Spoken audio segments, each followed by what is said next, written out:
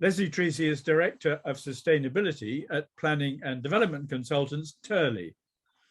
And Lesley, one feels that COP26 has injected added momentum into local and government policies. Are you now finding real commitment amongst authorities to reflect the climate change emergency and the national objectives around net zero? We think the lead up to COP and to COP itself has brought significant momentum and even gravitas to the topic that perhaps wasn't there beforehand.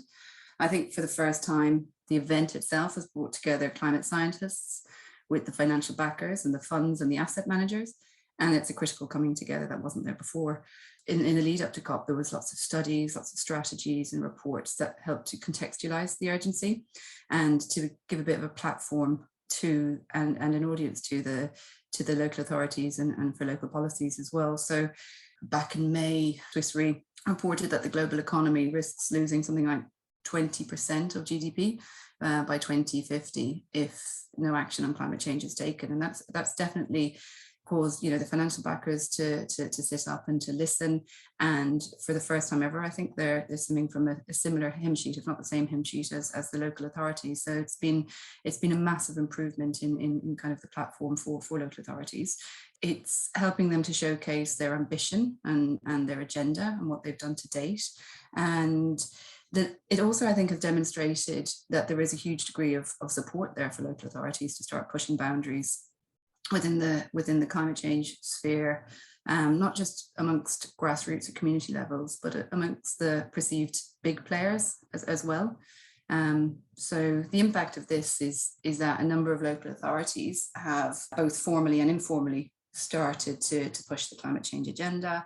Informally, what we're seeing within local authorities within London is that local authorities are pushing beyond current planning requirements and in anticipation of incoming regulation changes within the future home standards and the future building standards. So they're pushing the agenda there and asking developers to step up and step up early as well before those anticipated changes. But then more formally, other local authorities are starting to revise their recently adopted local plans. So back in 2019, the start of climate emergency declarations by different local authorities. And since then, majority of local authorities have adopted climate emergency declarations and they have developed accompanying climate action plans. Now, there was limited weight given to those climate action plans to date. They had firm commitments, but there was limited policy backing. So I think what COP has done has created a bit of a renewed focus. And now we're seeing that many local authorities are indeed reviewing or starting the process to review their local plans. And in some cases, those plans have only been adopted last year. I know Lancaster City Council adopted their plan in 2020. And whilst it did seek to address climate change, they felt it didn't go far enough. So they're already starting the process to start reviewing that local plan so that they can adequately address climate change adaptation, mitigation and resilience measures. So in this way, I think COP has helped local authorities set out their agenda or very clearly state their agenda to developers, and it's given them that platform to promote the future trajectories that these strong policies are here to stay. And so looking at national policy, of course, national policy statements set out the government's objectives for infrastructure and how this will contribute to sustainable development. So what do you think needs to be done for national planning policy to create the sort of flexibility within the system to support innovative technologies as they emerge in the next few years? Well, I think it's very fair to say that there's been, over the last number of years, there's been definitely a level of inconsistency between infrastructure planning, associated policy and stated environmental objectives. However, the government has recently published a series of draft national policy statements for energy infrastructure. And the intention is that these documents, when finalised, will guide decision makers on the application of the government policy around net zero carbon, and they'll help determine the applications at that kind of nationally significant scale. Consultation only closed in late November, so we're a long way off to seeing these changes being brought in. However, much more than before, the government have attempted to at least introduce a degree of flexibility in through these proposals. So effectively what they're trying to do is balance the desire to decarbonise the power sector on the one hand with the need to ensure future energy demands of the country can be met in a cost-effective and efficient manner and affordable manner. So the aim is that once these NPSs, that once these new national policy statements are adopted, that there's a policy framework that recognises that innovation is happening and that allows for flexibility. So there is actually a clear theme of flexibility within these NPSs, the draft NPSs. So what the government want to see is, as well as support to existing or known technologies around, in the context of renewables, they're also going to provide support to novel or nascent technologies that could emerge during the life of the national policy statements, and that will hopefully lead to decarbonising the power sector. I think it's a balancing act, though. It's that there has to be a degree of flexibility, yes, definitely, but also that anything that facilitates innovation has to be balanced with the need to protect energy demands, to ensure the energy demands of the country can be met, but the cost of the energy is affordable, and that what it also helps meet net zero targets while maintaining security of supply. So there's definitely, most definitely, a balancing act there for the government to meet. I suppose that things are actually changing so fast at the moment, aren't they? It's quite difficult for policies like, or changes to the NPPF almost to keep pace with the changing requirements of the industry to deliver net zero. It's only been 2 years since the government committed to reducing the UK's greenhouse gases to net zero by 2050, and in planning terms, that's baby steps. So this is only filtered through the planning system in a very ad hoc manner. So at the national level, yes, you've got the NPPF, the National Policy Framework, as you've mentioned, and that sets the national direction for planning policy. And while it does have a section dedicated to meeting the challenge of climate change, and it states that the planning system is expected to support the transition to a low carbon future, but it doesn't go into any detail. The NPPF, even the most recent amendments in July 2021 this year, they didn't mention net zero. So there is an overall commitment there, but there's very little understanding on how this will be done at the national level in the context of the NPPF. So ultimately then local authorities, the job of setting specific implementable net zero policies are down to local authorities within their development plans. But obviously there's an issue, there's lots of issues with this. There's a myriad of approaches across different local authorities in terms of the scale of their resources in the first instance, but also the level of understanding the level of carbon reduction needed to be policy compliant for developers. There's expectation in London that major developments be net zero, and that expectation has bedded in now. So that's that's fine for London. Elsewhere in the country, there's not that level of expectation.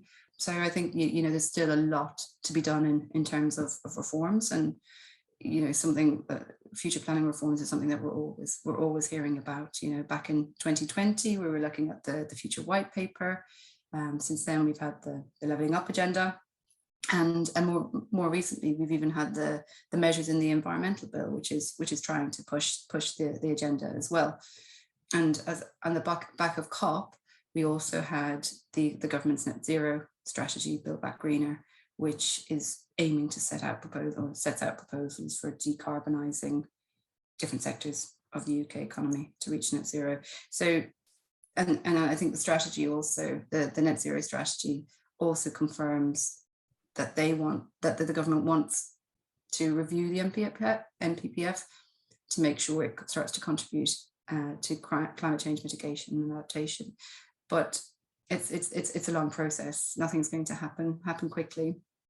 And whatever becomes of all of the reforms, achieving net zero is going to require a massively coordinated effort across national, local government, and obviously private sectors, third sectors as well. So I don't think that the planning system can do it all on its own.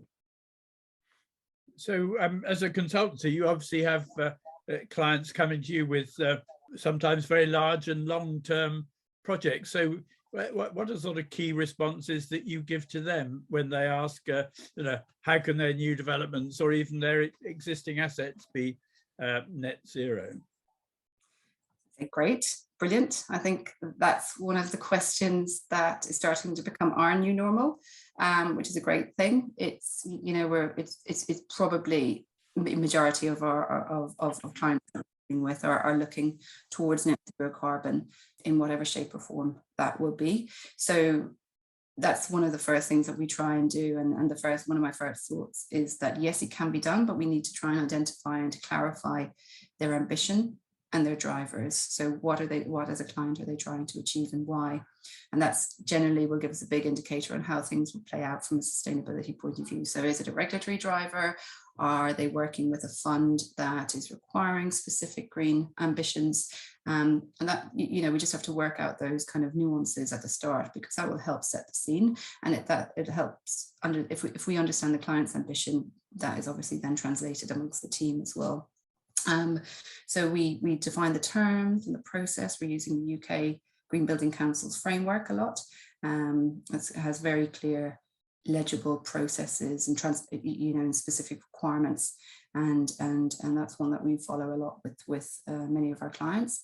And then we start to focus on going back to basics, as well as pushing boundaries to get to net zero. We also need to, there's a bit of a return to basics, and by that I mean passive design is a massively critical component of net zero, and one that can have amazing return on investment without even trying too hard. So orientation, form, massing, layout, shading on various facades or high albedo materials. These are all critical elements that can make a massive difference to the energy demand of development, and something that we are seeing that local authorities are pushing much more as well.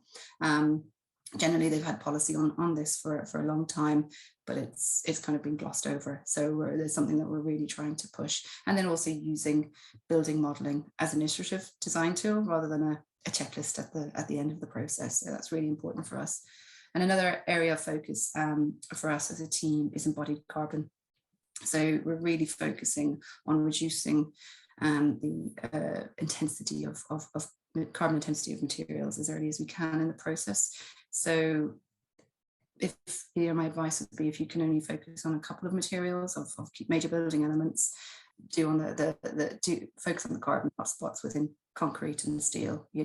Cement production is responsible for about 7 or 8% of global greenhouse gas emissions, but it's the second most used material in the world. So there's a massive improvement that can be made there by using cement substitutes such as GGBS, so granulated blast slag, which is a byproduct from the steel and iron industry. So, and that can be used as a direct replacement. So you just need to work very closely with the teams, with the client, with the structural teams and the architectural teams to bring about these embodied carbon savings. And while it does involve, whole life carbon assessments and different aspects of assessment, it's a really important process that we encourage. And then what else we would do is we work through the energy hierarchy to ensure that we reduce the energy demand of the buildings as much as possible, ensuring that they're Paris proof where possible. Increasing renewable energy supply. And I think in one way, incoming regulation changes, such as I mentioned earlier, the future homes and the future building standards are facilitating a step change in these improvements anyway. So they're raising the bar to an extent. So all of this has to be done before one can even consider verified and robust offsetting. So there's a whole process, but the focus is on an integrated team. And one that works collaboratively as well. Great. Well, thank you very much for your insights. It's good to hear how embedded net zero policies are now in thinking in government and indeed amongst your clients. So thank you very much indeed. You're very welcome. Thank you.